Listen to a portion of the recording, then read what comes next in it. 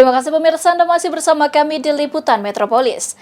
DPRD Kota Prabu Muli menghimbau agar OPD tidak menerima tenaga honorer atau PHL yang baru untuk memperjuangkan honorer yang tidak lulus P3K dan keterbatasan anggaran.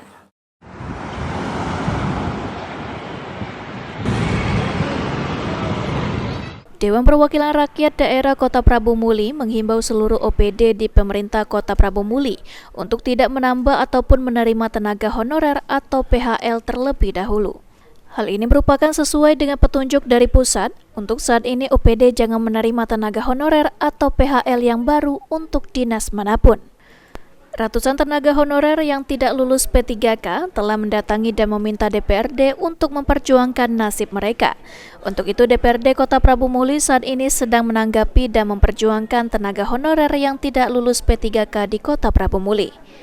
Ketua DPRD Kota Prabu Muli Denny Victoria mengatakan, selain untuk memperjuangkan tenaga honorer yang tidak lulus P3K, terlebih dahulu keterbatasan anggaran juga menjadi salah satu alasan untuk OPD tidak menerima tenaga honorer atau PHL yang baru. Jadi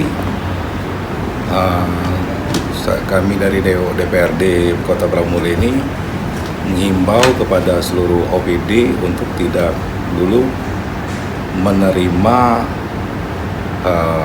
pegawai tenaga honor yang baru sesuai dengan petunjuk dari pusat. Karena kita sekarang ini untuk memperjuangkan dulu tenaga honor yang masih ada yang belum diangkat jadi P3K. Mungkin itu. Mungkin ketersediaan anggaran juga terbatas apa? Untuk itu juga ya, karena di Prabu Muli ini anggarannya tidak besar, dan untuk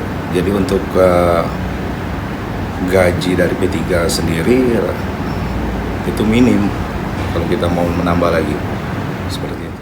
Ratusan tenaga honorer di pemerintah Kota Prabu Muli yang tidak lulus P3K saat ini sedang menyerahkan dan berharap bagaimana nasib mereka ke depannya kepada DPRD dan pemerintah Kota Prabu Muli. Anggi Perkasa, PAL TV.